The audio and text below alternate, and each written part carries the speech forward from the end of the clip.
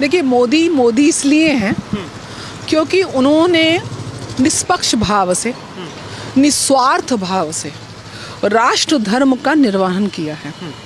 राष्ट्र के प्रति पूर्ण रूप से सन्यासी, एक तपस्वी, एक कर्मठ कार्यकर्ता, मैं उनको नेता मानती ही नहीं हूँ। मैं तो उनको ऐसा मानने लगी हूँ कि वो कण कण में भारत के विराजमान हैं।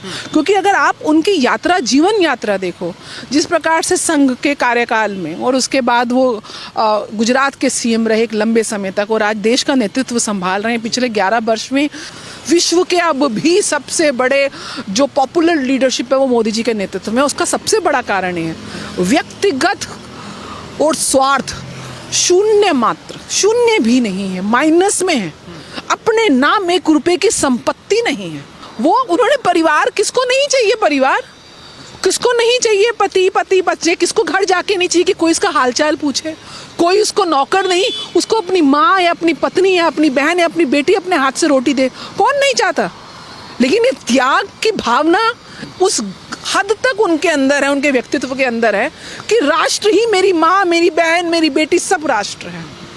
वो एक पूजा जिसे पकारते हैं, मैं कहती हूँ भगवान से भी ऊपर उन्होंने श्रेणी इस राष्ट्र, इस मातृभूमि को दी है। ईश्वर भी मेरे ख्याल से मोदी जी के लिए बाद में आता होगा, लेकिन राष्ट्र सबसे पहले आता होगा।